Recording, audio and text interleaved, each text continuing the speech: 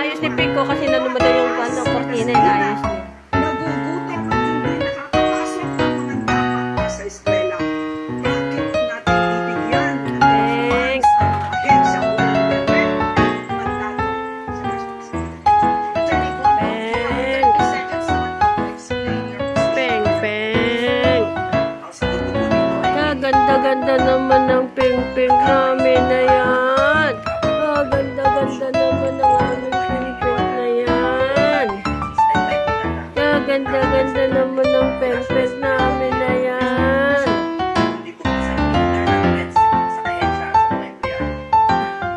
Kaganda-ganda naman ng ping-ping namin na yan eh. Meron namang guidelines kung paano gastusin. Nilinis si Kapeng? Oo, naglilinis.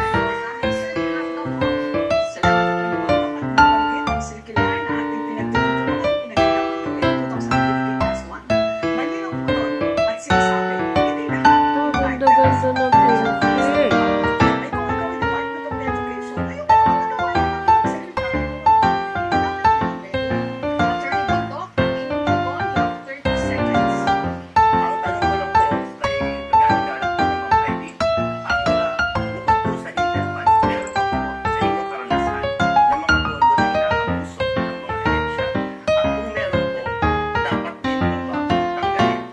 Ano pa eh, napagkikipengin sa mga.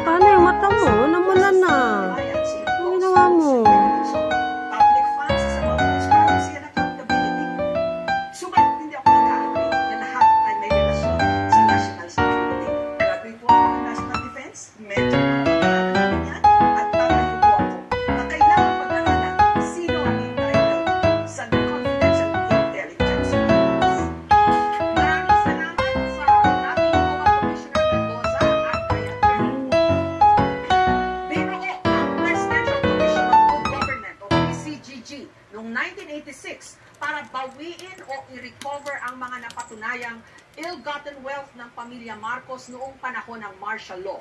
Pero ngayon, may mga panukala na Namumula na, Pink, yung ano mo. At ilipat na lang ang powers nito sa Namumula Office siya, of the oh. Solicitor General.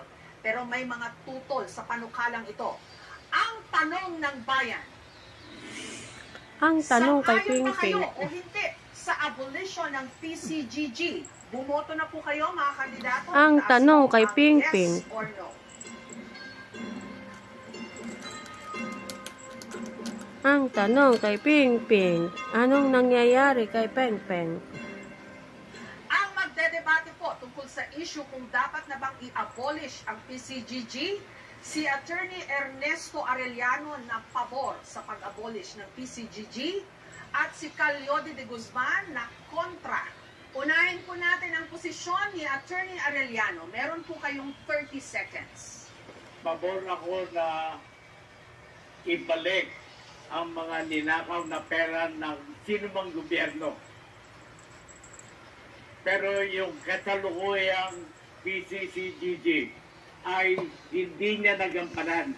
So in principle, kinakailangan bawiin natin lahat ang kayamanan na Pilipinas na ninakaw ng sinuman.